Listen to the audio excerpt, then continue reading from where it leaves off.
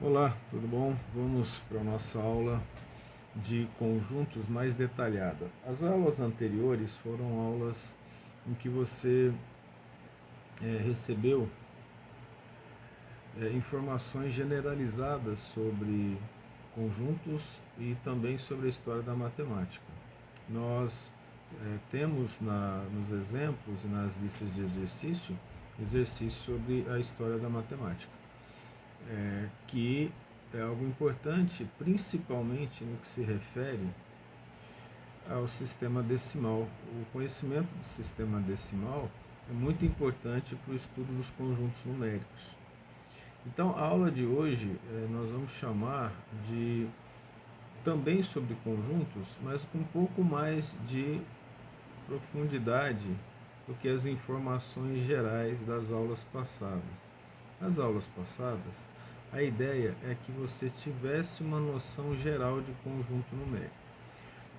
Eu adicionei aqui as informações de conjuntos daqueles exercícios que vocês fizeram no ensino médio, sobre interseção, sobre união, sobre aquelas contas, né? De associar conjuntos e pensar com conjuntos e operações com conjuntos. Aí não entram conjuntos numéricos, são generalidades, que é bastante importante. O conjunto, ele entra para nós, no nosso curso, como tópico 2, considerando que o primeiro tópico foi sobre o sistema de numeração decimal.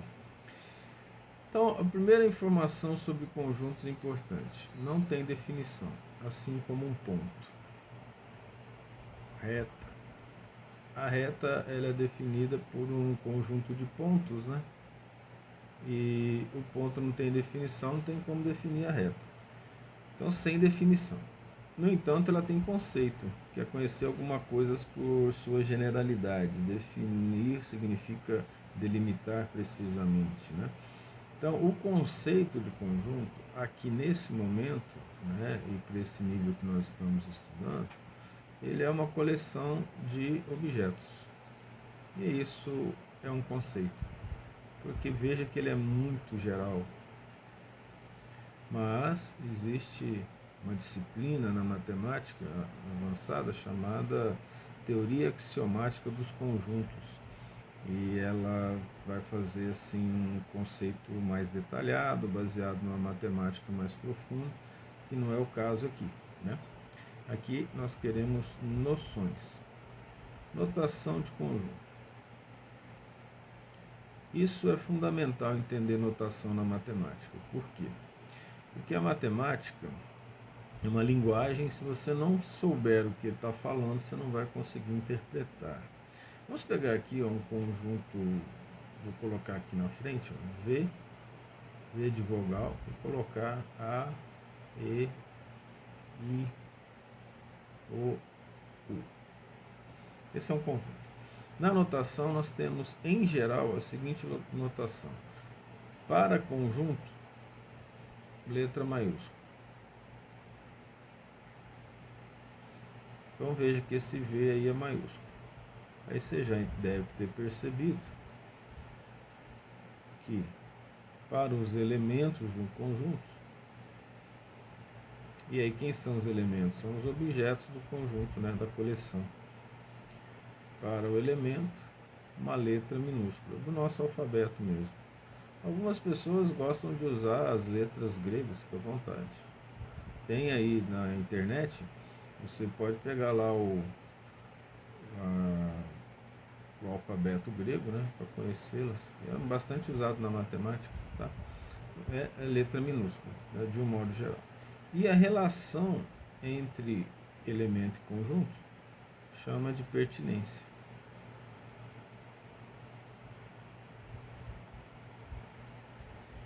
Então, o elemento pertence ao conjunto. E nós vamos ver que outras relações existem. Mas a relação de contido, está contido, né, não está contido, contém, não contém, a gente vai uma relação entre conjuntos, não uma relação entre elemento e conjunto. Então, o que você tem que ter em mente agora, nesse momento, a relação que nós estamos falando é entre elemento e conjunto. não é uma relação entre conjuntos nem entre elementos. Okay? Então, nós usamos os símbolos. Czinho, um Ezinho parece, né, estranho, cortado aqui no meio, chamado de pertence. E na matemática, quando a gente corta um símbolo, a gente nega. Então aqui é não pertence. Não é sempre assim não, tá?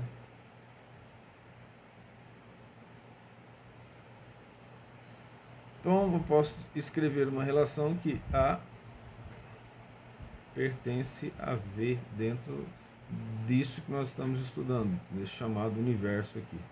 E temos uma relação dizendo que B não pertence a B, porque B é uma vogal, né? Isso é importante que você saiba, que é uma coisa simples também, não tem muita dificuldade. O primeiro subitem que nós vamos falar sobre conjuntos são os subconjuntos. Então existe um conjunto e existe um subconjunto. A tendência da matemática é interpretar o universo e a realidade. Então nós podemos colocar tudo quanto é tipo de conjunto que você pode imaginar. Eu posso colocar o universo inteiro e o conjunto das galáxias que formam o universo. Posso pegar uma galáxia e colocar o conjunto das estrelas, nesse conjunto galáxia, né, os elementos estrelas. Então, a ideia é fazer uma associação entre as partes que compõem a realidade, né? Então, o que é um subconjunto? Aí nós vamos entrar dentro de umas definições matemáticas um pouco mais detalhadas, né? O que é subconjunto? Se, e aí é um conceito matemático, se todo elemento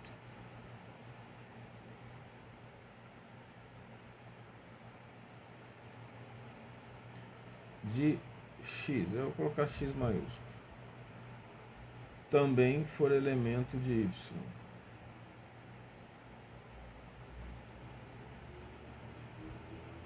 y maiúsculo, porque eu estou falando de conjunto.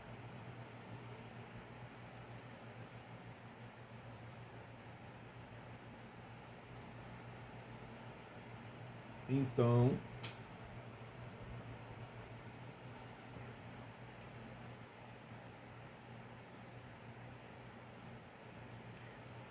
x é subconjunto de y. Veja que isso aqui é reflexivo. E é interessante porque já abre uma propriedade. Um conjunto é subconjunto dele mesmo, já que todo elemento de x pertence a y. Tá? No entanto, isso aqui ela não é limitante em termos de definição. Por quê? Porque se todo elemento de x também for elemento de y, você tem o máximo, ou seja, o mesmo número de elementos de x é o número de elementos de y. Veja que coisa interessante. Mas você pode ter até o zero, né? Até nada. Considerando que tem uma informação bastante importante, que é a questão de que o conjunto vazio é um tipo de conjunto, é subconjunto de qualquer conjunto. Ou seja, o nada pertence a qualquer conjunto, porque você pode ter um próprio conjunto definido como vazio, se ele não tem nada, todo conjunto começa do nada. É uma questão meio filosófica, a gente não precisa discutir isso aqui, né? Então veja bem, se vamos pegar um exemplo aqui, como nós já pegamos lá das vogais, ó. A, B, ó, a B não é, né? A, E, I, O. Esse. Vamos pegar aqui um conjunto qualquer, vamos pegar, vou fazer assim, para poder ficar mais didático, vou chamar isso aqui de x e vou chamar de y o conjunto das letras do alfabeto.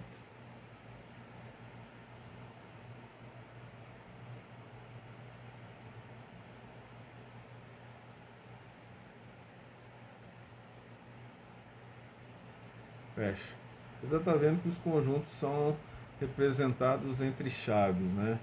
Essa é uma situação importante. Então, o que nós temos aqui? Tendo isso aqui, observa que eu posso escrever que X é subconjunto de Y, porque dentro das letras do alfabeto tem as vogais. Só que na matemática nós não escrevemos dessa forma. Nós usamos uma notação. E a notação está contido, não está contido. Então, nós podemos dizer aqui, ó, que X está contido em Y. E nós escrevemos assim. E a gente lê, né? Coloca entre aspas. X está contido em Y. E aí você já sabe que se não está contido, a gente corta. Então, esse Czinho, isso significa não está contido. Aqui é a boquinha aberta para o lado direito, né? Do C aqui. Aí tem um C invertido, que significa falar o contrário do que nós falamos em cima. No entanto, tem o mesmo valor lógico, que é Y contém X. E nós escrevemos Y contém X. Da mesma forma, esse C invertido cortado significa não contém. Algumas informações em termos de propriedades importantes nós já citamos e a gente fala de novo aqui, pra você não esquecer, né? O conjunto vazio é subconjunto de qualquer conjunto e todo conjunto é subconjunto dele mesmo. Então nós vamos do zero ao todo, abarcando aí uma questão filosófica, que está associada ao que nós chamamos de lógica, né? Uma informação aqui, como se fosse uma observação, é um conceito chamado subconjunto próprio. Presta atenção no nome, ó. Subconjunto próprio, ele é definido assim, ó. Vou colocar aqui 2 pontinhos. É o todo, ou seja, todo o conjunto universo menos o conjunto vazio. Ou seja, são todos os elementos diferentes de zero, diferente do nada que existe num conjunto, tá? Isso implica, vou colocar aqui entre parênteses, ó, que é ele mesmo, ou seja, todo conjunto é subconjunto dele mesmo. Isso é chamado de conjunto próprio. Apenas nomenclatura, nada demais, tá?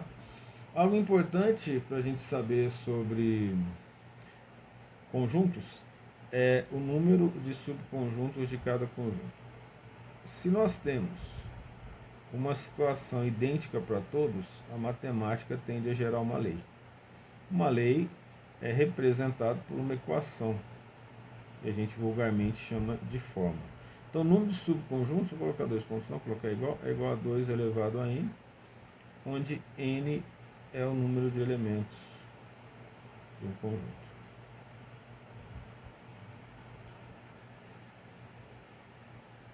E aí, o conjunto com menor quantidade de elementos é 2 elevado a 0, né? Não tem nenhum elemento, que dá 1.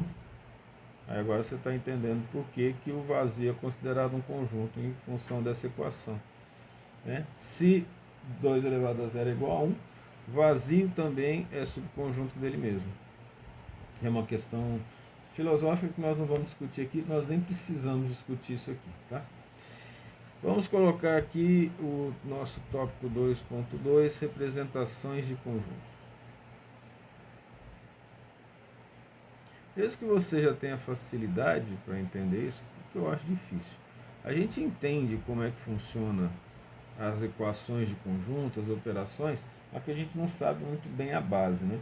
Importante nessa disciplina de pré-cálculo é você entender a base matemática para se tornar familiar com ela, para que você possa aprender uma matemática melhor dentro do seu curso. Principalmente por causa de cálculo, né? Por isso que a disciplina chama pré-cálculo. Então nós vamos fazer representação de conjunto. Então tem várias representações de conjunto. Vamos pegar aqui a chamada representação por extensão. Essa é a mais vulgar delas, né? Você apenas coloca os elementos entre chaves. Nós já fizemos. Então é bem intuitivo. Lá, conjunto V igual vogal.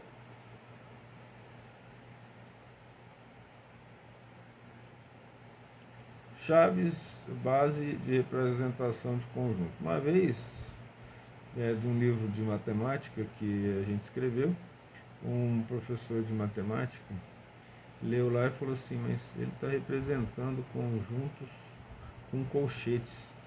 Também pode. Aí ele falou, não, isso representa entre chave, não é lei, tá? E algumas representações de conjuntos em estudos mais avançados, a gente costuma representar entre colchetes. Mas você pode representar entre chaves, colchetes, até parênteses. Não tem problema na representação de conjunto. É que é comum no ensino médio a representação de conjunto por chaves, mas não é uma lei. Tá? Então, o próprio exemplo que nós falamos lá, repetindo A, E, I, O, U. Então eu posso também, só de olhar isso aqui, você vai bater o olho e falar assim, ó, esse é o conjunto das vogais. Óbvio, né? Então eu posso representar o conjunto chamado por compreensão. Então você compreendeu que ali tem as vogais. Aí o que você faz? Você cita a característica do conjunto que não pode ser de outro. Então você vai colocar aqui, você vai indicar o conjunto por suas características. Então eu costumo dizer assim, V é o conjunto das vogais. São suas características sui generis ou próprias, né? Que é só dele. Não significa que ela precisa ser perfeita, vamos dizer assim, tá? Então nós podemos pegar aqui, por exemplo, ó, vamos pegar aqui o conjunto A, né? Vou colocar assim, ó,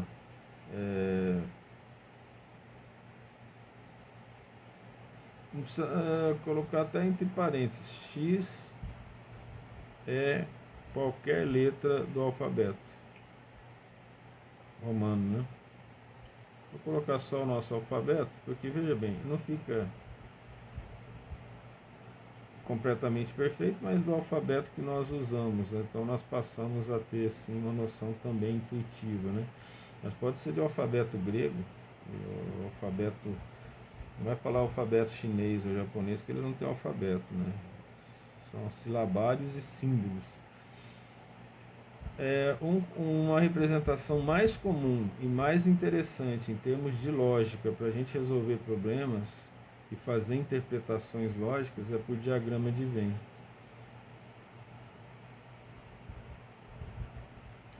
Venn é um matemático que estudou lógica e conjuntos.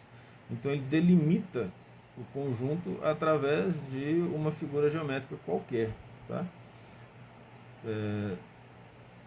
Pode escolher a que você quer. O mais fácil de fazer é um círculo, né? Delimita os elementos por figura geométrica. Você pode escolher um triângulo, né? Quase não vê isso acontecer. Mas é interessante que a maioria dos livros representa o conjunto universo dentro de uma figura geométrica retangular. E normalmente quando não coloca o conjunto universo, aí normalmente é um círculo também, né?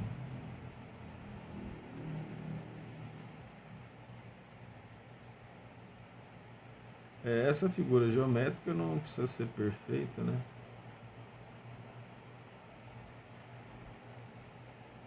Nem simétrica.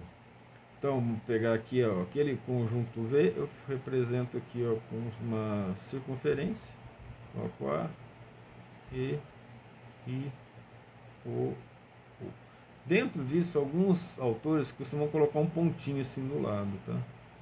Isso não é nada de lei, não precisa representar, significar nada, nada, tá certo? Então, isso aqui é uma representação de conjunto. Eu, quando fiz biologia, eu fui monitor de matemática na biologia, e a professora pediu para fazer alguns exercícios que envolvessem a área biológica, né? Aí eu me lembro bem que eu fiz o seguinte exercício lá para os colegas, e foi assim, ó, conjunto da espécie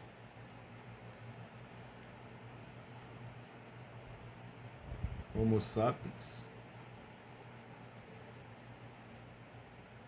que é subconjunto, e aí vem uma questão biológica, né?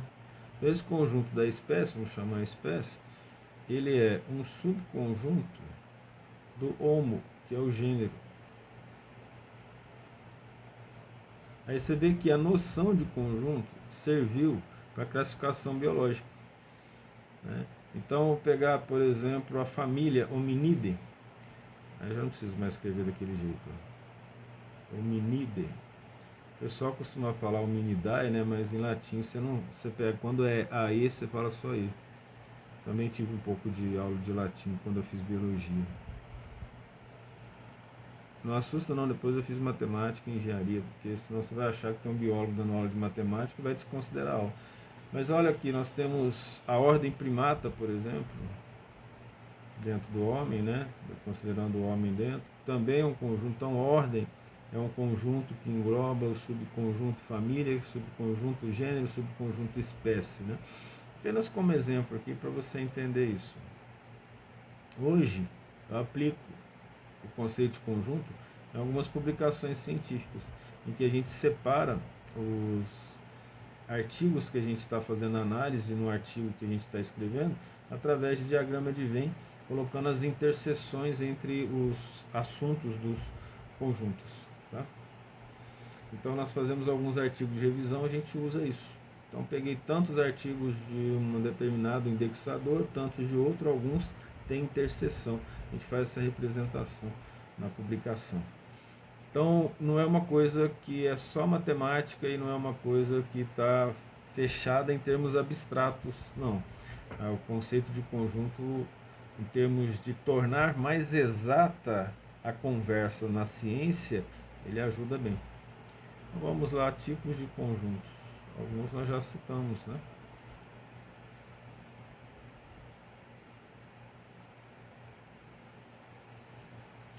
Tipos de conjuntos. É importante que você entenda esses tópicos aqui, porque nós vamos representar esses tópicos depois, quando formos falar alguma coisa. Olha, considere o tópico 2.3.1 lá da aula de conjuntos, né? É o conjunto vazio, é o primeiro, é o conjunto vazio. Conjunto vazio, por definição, aí sim, é por definição, não possui elementos.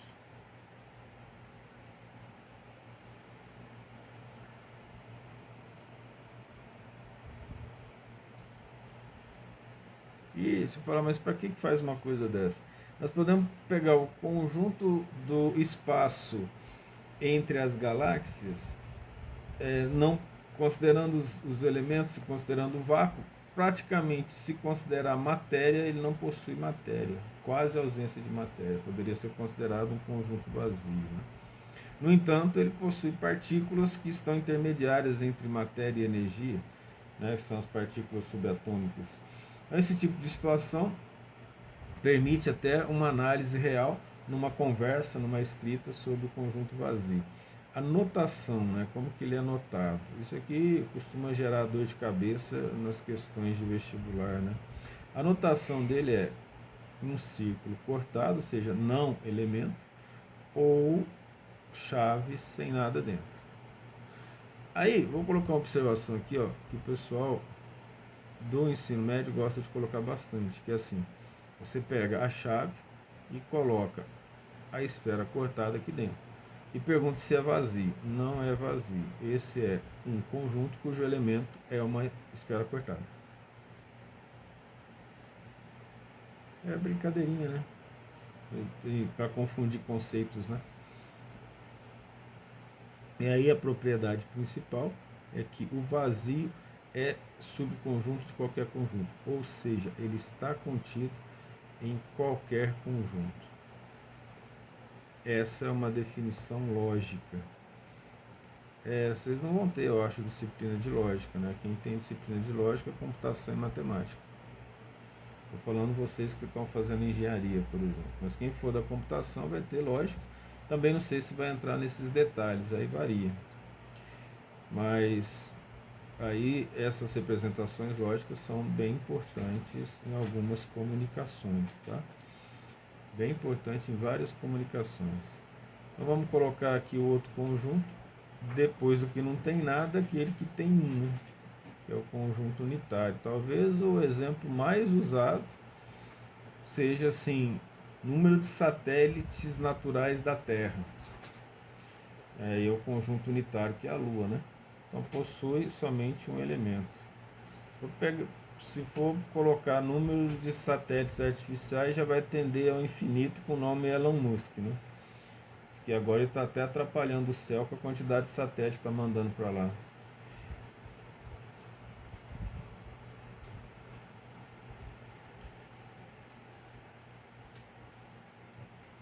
Então possui somente um elemento.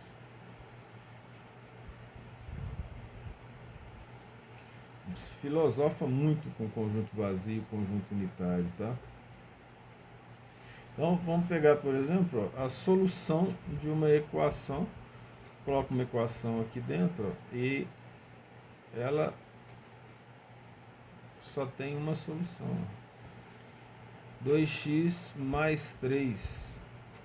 Eu quero saber o valor de x, ele só tem uma solução. Não coloquei o igual, por exemplo, mas só tem uma solução. Vamos melhorar isso aqui. Vamos colocar 2x mais 3 igual a 10. Aí, ó, agora a coisa complica. Porque se for o conjunto dos números reais, nós podemos aqui também ter só uma solução. Mas eu tenho por obrigação matemática definir a quem que esse x pertence. Vou colocar pertence aos reais. Só tem uma solução para x, então o conjunto, não obstante parecer ter muitos elementos, ele só tem uma solução, portanto a solução desse conjunto ela é unitária. Tá? E vamos passar do 0 e do 1 para o todo, que é chamado de conjunto universo.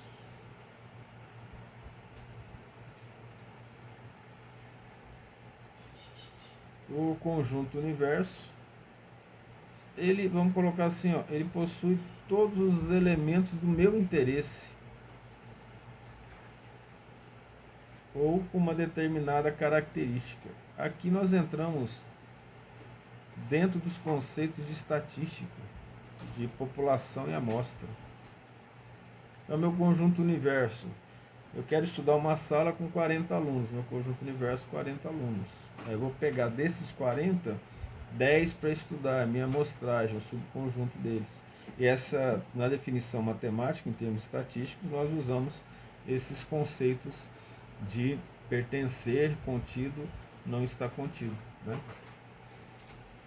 Todos os elementos eu vou colocar aqui ó, de um problema, já que nós estamos na matemática, né? De um problema que nós tenhamos interesse. Então, ao contrário que se pensa, o conjunto universo ele precisa ser definido. Ele não é o universo todo, ele é aquele que eu tenho um determinado interesse. Então, para a gente dar um exemplo aqui, ó, a relação entre, por exemplo, amostras estatísticas são subconjunto do conjunto universo população. Amostras estão contidas dentro da população, em termos de estatística. Veja que vocês estudam estatística, a maioria dos conceitos, mesmo no ensino superior, de uma maneira um tanto superficial, não com uma definição matemática avançada. Acho que se fosse assim, aí a coisa ia ficar até pior do que já está, né? Em termos de conversa matemática, linguagem matemática, certo? Agora vamos ao que nos interessa e que vai gerar a maioria dos exercícios, não todos, né? Operações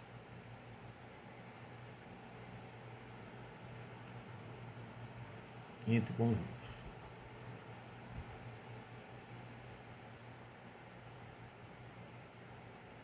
Aqui tem as bases das propriedades, que também nós vamos usar nos conjuntos numéricos, onde nós vamos falar de novo do que é adição, subtração, multiplicação, divisão, potenciação, logaritmos, raiz quadrada.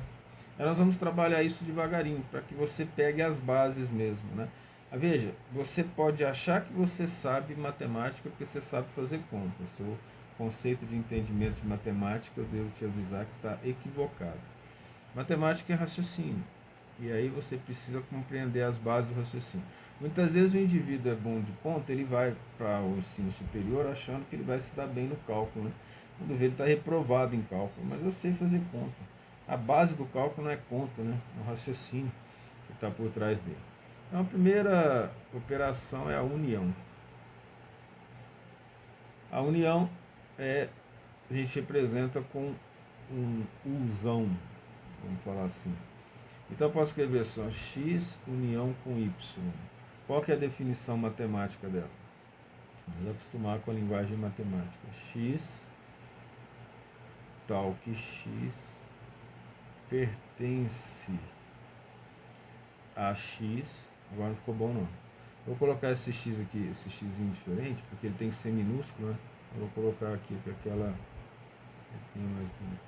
mais bonitinha, né? X tal que x pertence a x. Aí isso aqui, ó, é ou. Eu vou escrever ou em cima para você saber, ó, ou. Esse Vzinho voltado para cima, não está tão bonitinho, vou dar uma arrumada. Ou x pertence a y. Escrevi o x errado, peraí. X pertence a y. Então essa é a definição matemática de união, tá? Essa definição matemática de união, tá? Vamos fazer umas representações interessantes aqui, ó. Vou colocar o x maiúsculo. Vou colocar o x não. Vou colocar outra letra. Não, vou colocar o x mesmo. X maiúsculo. X maiúsculo eu vou representar assim, ó. 1, 3, 5, 3 pontinhos.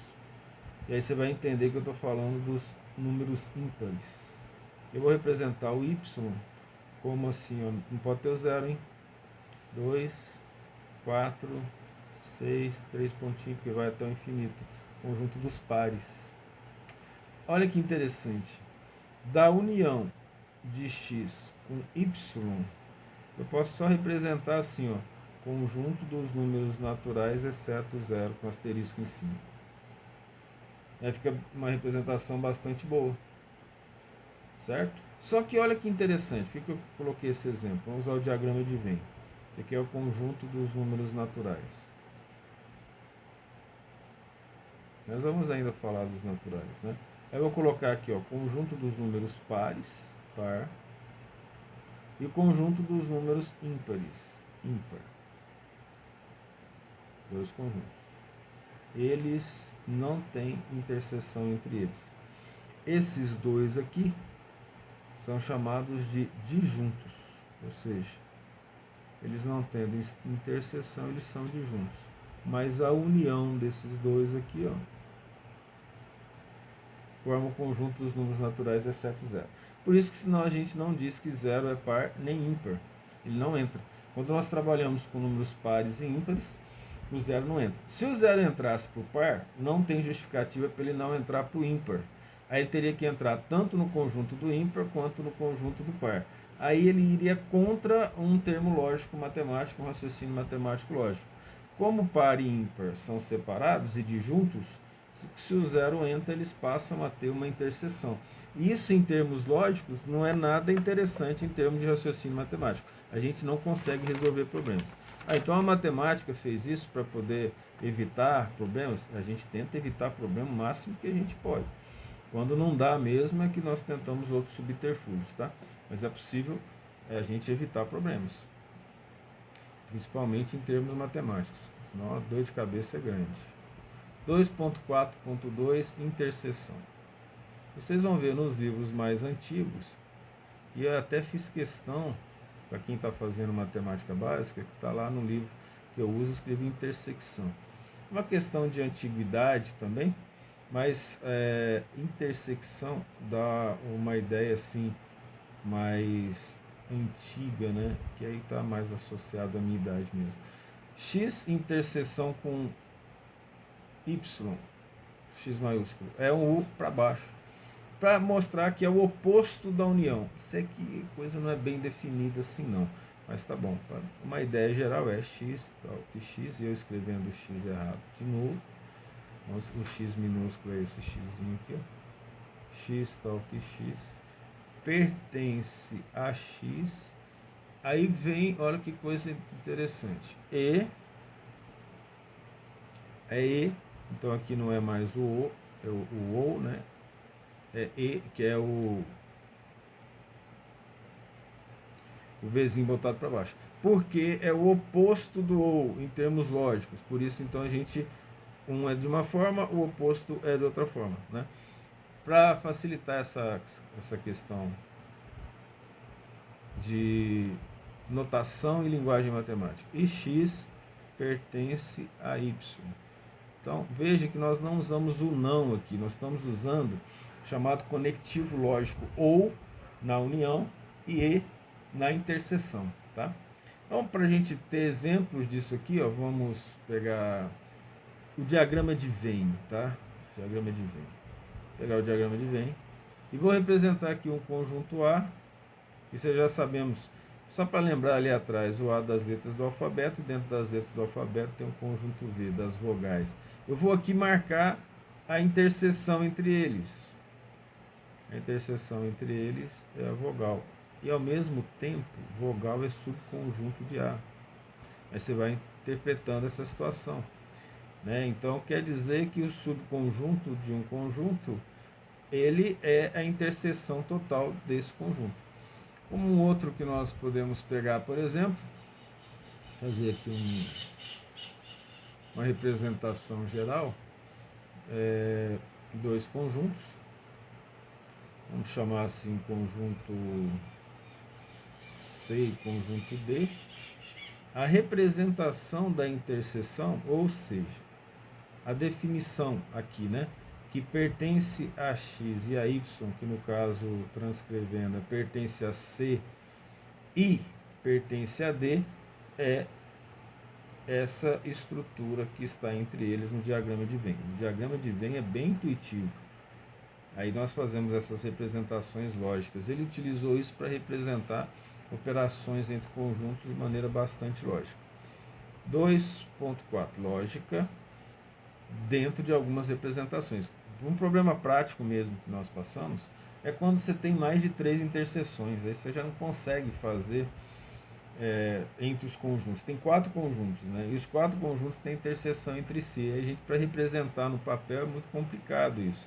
Passei por esse problema naquilo que eu citei para vocês da questão de escrever artigos e colocar os artigos que têm interseção entre si de revistas diferentes, né? Ou de indexadores diferentes. Vamos colocar aqui, ó, propriedades da união e da interseção. Aqui é meio chato ficar falando de propriedade, mas não tem outro jeito. Por quê? Porque quando a gente for falar nas propriedades, o que nós estamos falando é te convidando a pensar logicamente. Isso implica gastar energia para pensar corretamente. O significado disso é interessante, matemática e raciocínio. Quanto mais você treinar o raciocínio, mais familiar você vai ficar com a matemática, mais fácil você vai entender as coisas.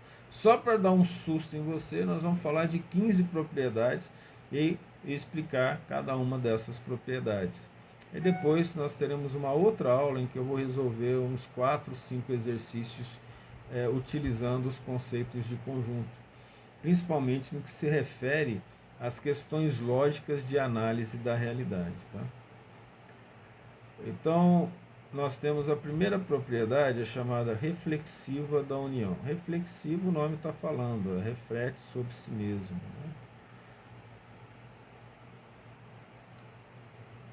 E nós já falamos dela, por lógica, tá?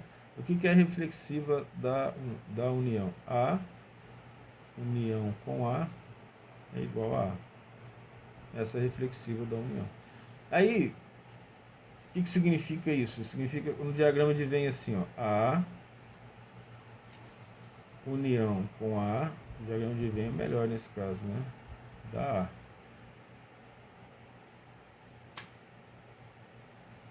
Então, a união com A dá, juntando os dois, né? Não precisava nem representar dessa forma, mas é para você ter aí uma informação didática. Reflexiva da interseção. Então agora você já sabe. Por lógica e por dedução, que A inter A também vai ser igual a A, né? Reflexiva se refere ao conjunto universo todo, né?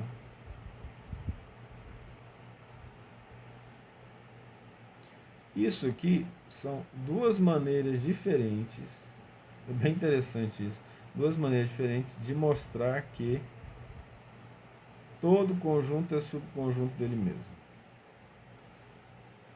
Tá certo? Não precisamos representar isso por diagrama de Venn devido à lógica trivial disso, não é mesmo? 3. A relação entre inclusão e união, ou seja, entre o estar contido e a operação de união entre os conjuntos. Ela diz assim: isso aqui é uma sentença verdade, tá? Diz que A sempre está contido em A união com B. Imediatamente, se você está seguindo com calma a aula, você já percebeu que é verdade. Porque em A união com B são todos os elementos de A e todos os elementos de B. Evidentemente que A está contido lá dentro. Não é mesmo? Então é uma questão bastante simples de resolver, né? É lógico mesmo, como nós falamos. O 4 é inclusão e interseção. Então nós vamos associar inclusão e interseção.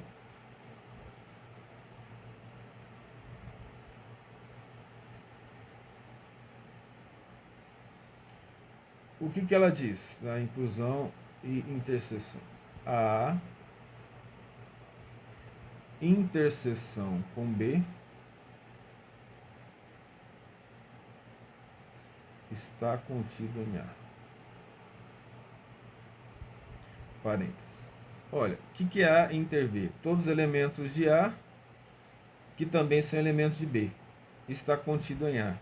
Obviamente, já que são todos os elementos de A, ele tem que estar contido em um deles. Também vale dizer que ele está contido em B, que é um raciocínio interessante, né? Obviamente, vale para os dois casos. Nesse caso específico, né? Associativa da união.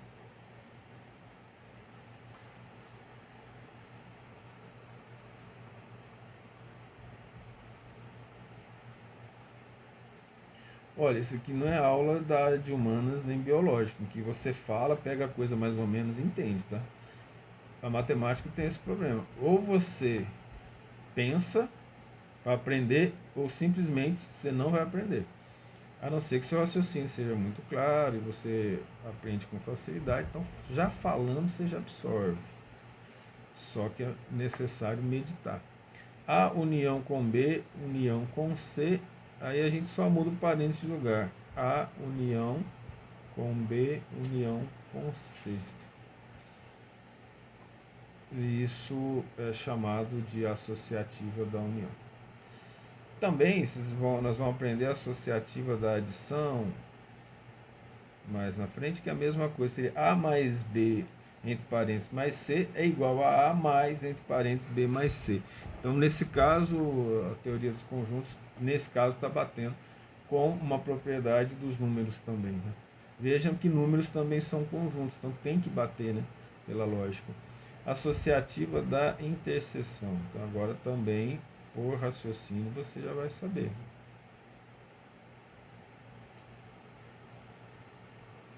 Mudar o parênteses de lugar não vai fazer diferença, né? Associativa da interseção. O que ela diz? A inter B inter C. É a mesma coisa de A interseção com B interseção com C, com parênteses mudar de lugar. Apenas isso.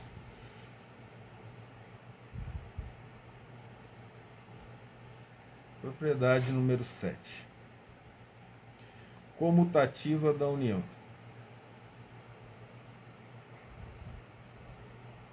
Pode parecer estranho, né? Essa questão de comutação, as relações, por exemplo, entre matrizes, e uma dessas propriedades ela foi utilizada para poder gerar a base da matemática da quântica. Não tem como falar isso agora, mas é só para exemplificar mesmo essa questão de comutação. Na multiplicação de matrizes, elas não comutam. Então, A vezes B nem sempre é igual a B vezes A nas matrizes. E isso gerou uma base para que as equações da quântica fossem feitas e justificadas em relação ao que se via na prática. A comutativa da união é simples, ou seja, quando elas comutam, significa que a operação da esquerda para a direita é igual à operação da direita para a esquerda. A união com B é igual a B união com A. Na nossa cabeça, isso é simples, a gente sempre aprendeu que comuta. Em matrizes, multiplicação não é comutativa. Então, comutativa da interseção. Agora você também já sabe como que é. Aprendendo uma, a outra tá simples, né?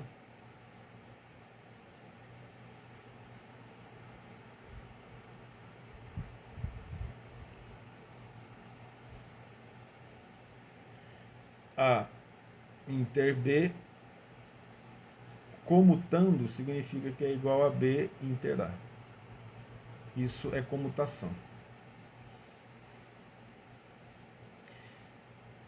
Propriedade 9.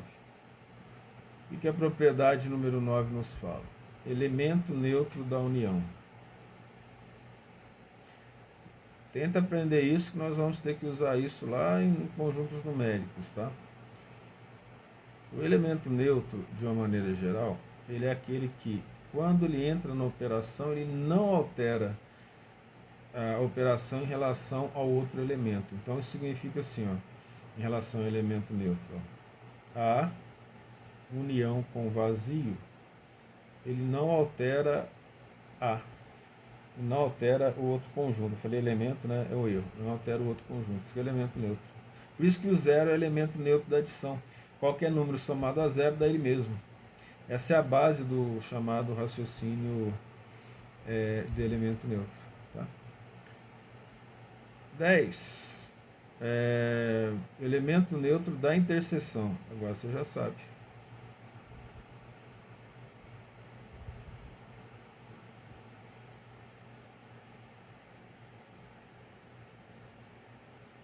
E nós precisamos ter isso como base mesmo, né?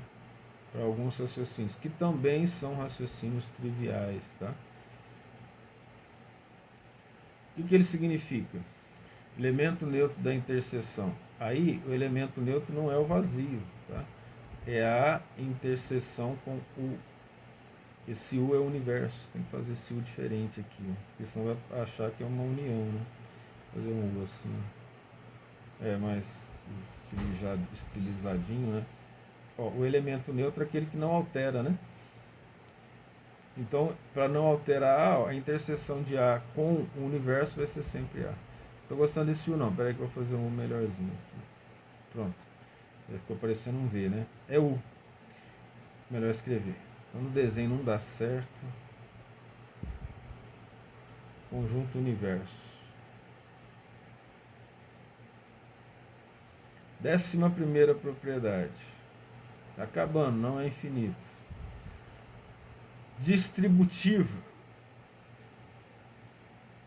A distributiva usa duas operações. A que você mais conhece é a distributiva da adição em relação à multiplicação, em termos dos números, né? Então, vamos fazer a distributiva da união. Depois a gente faz da interseção. O que a distributiva da união me fornece? A operação interseção com B união com C. Ela me diz assim, ó, A inter B união com A interseção com C. Esse aqui é mais chatinho de fazer, mas vamos fazer aqui para o diagrama de Venn, eu deixo o próximo para você fazer, ok? Mas como é que nós vamos fazer essa daqui? Ó? Eu tenho B união com C e interseção de A com B união com C. Vamos fazer desse lado de cá, ó. 3 conjuntos. A 3 conjuntos é mais fácil. Quem que eu estou falando aqui? Ó? Vou ter fechado isso. Vamos colocar A, B e C. Vou colocar de outra cor. B união com C é tudo que tem A e tem B. Interseção com A. Então é tudo que tem em A, em B e C ao mesmo tempo. Então é só esse aqui. Ó. Mais o que tem em A. Ó. É toda essa parte vermelha. Vê se você entende. Eu vou fazer de novo. Vamos fazer assim de cor diferente também. Ó. A gente resolve os agrupamentos primeiro, né? Então B união com C. B união com C, aqui ó, B é tudo que tem em B. Ó, e tudo que tem em C. Então são esses dois, teria que ter tudo azul aqui. Guarde isso na sua cabeça. Só que é interseção com A. Ó, isso tudo que é interseção com A é o que tem em B, C e A. Então essa parte vermelha. Esse é o raciocínio, certo? Vamos voltar aqui para outra cor e vamos fazer a mesma coisa, mesmo raciocínio de lá. Vamos pegar os 3 conjuntos nas mesmas situações, A, B e C, e tem interseção entre eles, certo? Aí a gente vai resolver a primeira parte. Vou colocar azul aqui. Ó. A inter B. Ó, A inter B é isso aqui, ó. A inter B. A inter C. A inter C é isso aqui. Esse azul aqui. A união dos dois. A inter B e com C. Então eu vou colocar em vermelho. Olha só, em vermelho é achurar tudo que está no azul. Bateu com o outro. Esse sim é raciocínio interessante. Fazer. Então nós temos a demonstração por diagrama de Venn que isso é verdade. Acredite, a demonstração disso aqui, sem o diagrama de Venn, só por álgebra, não seria legal. Seria mais fácil passar em cálculo tranquilamente. Não é algo simples não, tá? Então vamos aqui para... a questão simples ele é. O entendimento que não é simples. Então em termos didáticos, não compensa. Seria mandar todo mundo embora e trancar o curso na próxima semana. É melhor, não vamos entrar nisso porque não interessa no momento, tá? No curso de matemática, sim.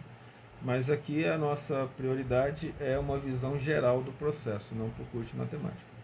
Então, distributiva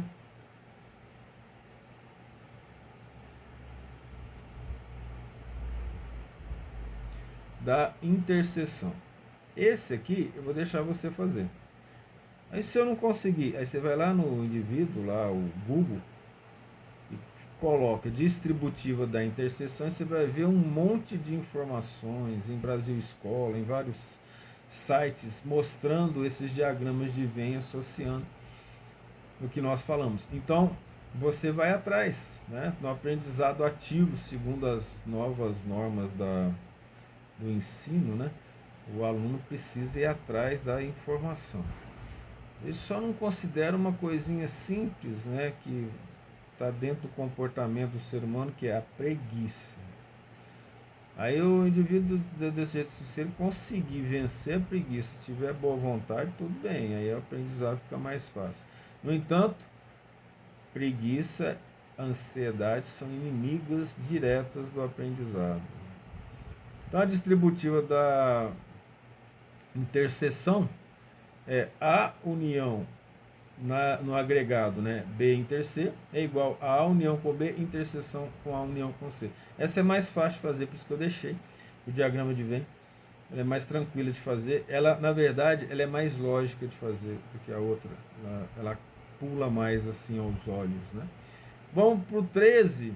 não vamos nem dar nome, porque ele é bastante simples, né? Então nós vamos partir do seguinte, ó. A, isso aqui é a premissa, está contido em B. Está aqui. Quais as consequências de A, ou seja, os corolários de A está contido em B? Também é algo que você vai fazer, tá? A união com B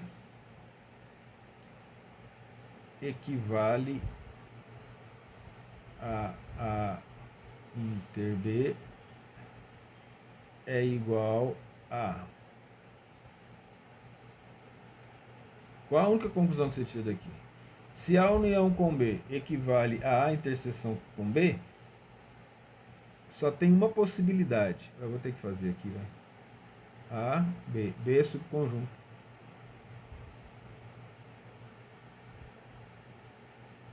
Certo? Olha bem. Aqui nós vamos fazer essa demonstração aqui de propósito, só para você ver que eu posso cometer alguns erros. A inter B é só isso aqui. Se a união com B é igual a inter B, sendo igual a, não pode B ser subconjunto. Significa uma coisa bem bonitinha e lógica. Isso implica que A é igual a B. Então essa é a explicação de que todo conjunto está contido nele mesmo, de novo, tá? Não erra o raciocínio, ok? A única possibilidade é que A é igual a B. O único modo de A união com B equivaler a A inter B é que os conjuntos são iguais, ou seja, A igual a B, ok? Outra informação derivada de A está contido em B. A união com C está contido em B união com C. Óbvio, né? Essa aqui já é direta. Essa aqui para fazer então está muito fácil, né? A união com B está contido em B união com C. Lembra, isso aqui só é verdade se A está contido em B. Como A está contido em B, então se a união de A com C é tudo que tem A e também tem C. E a união de B com C é tudo que tem B e que também tem C. Obviamente que a união com C tem que estar contido, porque nós temos C nos dois lados. Também não é complicado de fazer, essa é simples. A outra é em relação à interseção. A inter C, a base é A está contido em B, certo? Então, B é subconjunto de A, podendo ser igual a ele ou não. Até o raciocínio bom de fazer, se você tiver coragem aí, mas não precisa, é você considerar que B é vazio. Veja que aqui em cima, se eu considerar que B é vazio, ó, nesse exemplo aqui, ó, como é que sai fácil. Vou colocar essa seta aqui, vai confundir depois, né? Se eu considerar B vazio aqui em cima, é direto o raciocínio, né? Está contido em B inter C. O raciocínio é: o que é A inter C? Tudo que tem A e também tem C. O que é B inter C? Tudo que tem B e também tem C. Como A está contido em B, B é subconjunto ou igual a A, ou mesmo vazio. Obviamente que ele está contido na relação entre AC e BC. Número 14. Aconselho fortemente a fazer o diagrama de Venn, tá? O 14 nós vamos pegar como base A inter B. E daí dessa premissa nós vamos aos corolários. Daqui nós temos assim, ó, vazio está contido em A, já pela definição de que o vazio está contido em todo conjunto. A está contido em A, todo conjunto está contido nele mesmo. E um raciocínio mais gostosinho, A está contido em B. Ó, eles têm interseção e A tem interseção com B. Se A está contido em B, dá até vontade de falar, né? A única conclusão que você pode tirar disso aqui, se A está contido em B, é que ou eles são iguais ou as interseções serão a base desse raciocínio, né? B está contido em C, então A está contido em C. Vamos lá. Se A está contido em B, considera que ele é um subconjunto de B. E ao mesmo tempo B está contido em C, se B é subconjunto de A, obviamente que A também está contido em C. Tá? Se eu considerar vazio para um deles, porque nós estamos falando de interseção. Né? Se tem interseção e A está contido em B, está dentro de A, e B também está contido em C, A obviamente tem que estar contido em C. Também pode fazer o desenho aí, que é bem interessante fazer esse desenho. E o 15, essa é uma propriedade bem interessante, que nós vamos usar. Esse 15 aqui, ó, ele é muito importante, porque é o número de elementos de A união com B. E isso aqui vai ser usado na resolução de alguns exercícios numéricos. Ele equivale ao número de conjuntos, número de elementos de A, sendo N o número de elementos, mais o número de elementos de B, concorda? Isso é união. Menos o número de elementos da interseção entre A e B. Você pode até fazer exemplos numéricos, exemplos de diagrama de Venn, e a gente vai utilizar isso na resolução de uns exercícios. Sendo esse N aqui, ó, número de elementos, tá?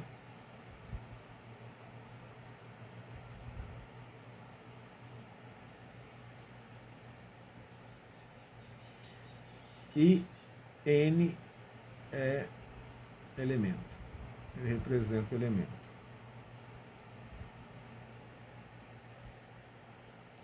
Finalmente terminamos. E aí depois nós vamos aplicar isso.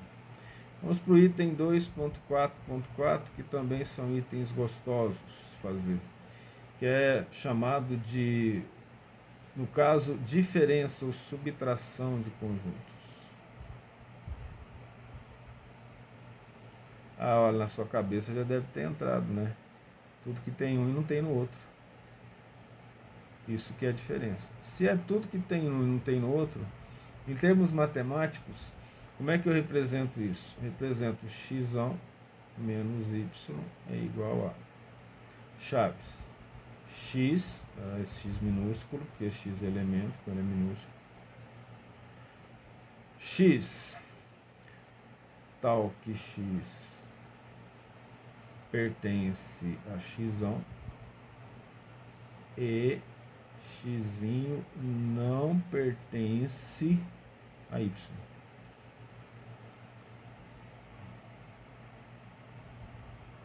Não pertence a y. Ok?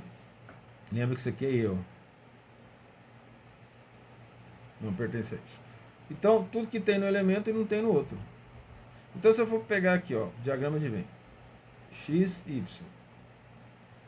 X, y. No diagrama de Venn, o que representa x menos y? Tudo que tem em x e não tem em y. Então a interseção não entra.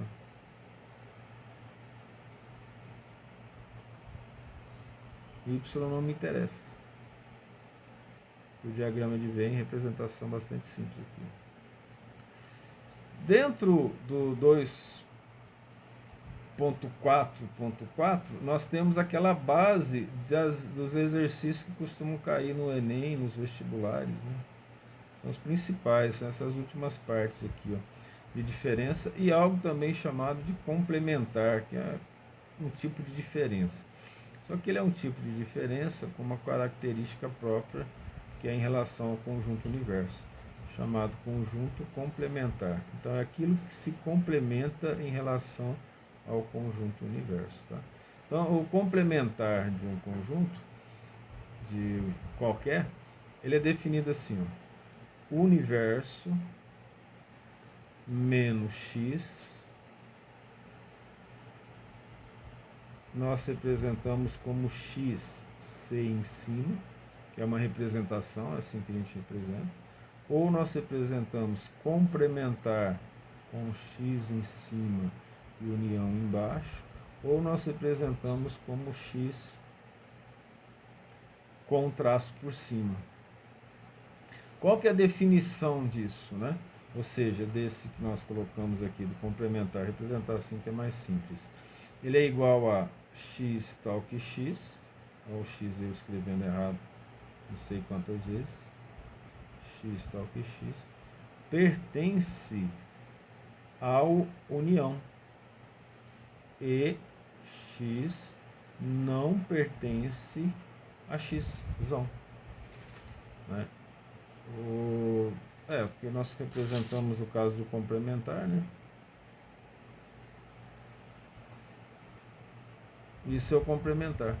Então, em termos de diagrama de Venn, né, se a gente for representar assim, ó, eu vou fazer como o pessoal faz, representar o universo como retângulo. Então esse aqui é o conjunto universo. E aqui dentro tem o conjunto do x. O que é o complementar pelo diagrama de Venn? É tudo que tem no universo, mas não tem x. O x não interessa. É aquilo que complementa o resto, exceto o x. Então a gente vai achurar aqui fora. E aí nós temos o complementar. Dentro do complementar, nós temos duas leis, chamadas leis de Morgan, que na verdade são duas leis bastante lógicas, por isso que a gente colocou aqui, tá? Mas também de forma interessante, antes de entrar nisso, vou colocar uma observação que é chamada de diferença simétrica.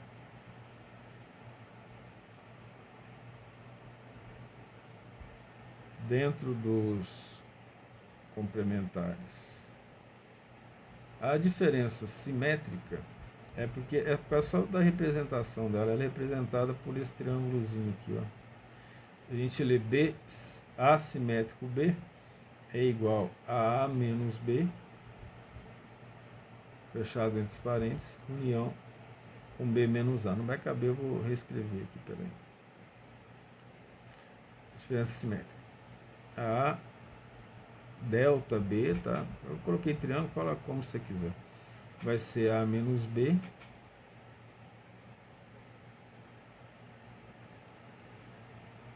união com B menos A. Aí aqui então eu vou pedir para você fazer essa representação no diagrama de Venn. Também tem lá na internet, tá?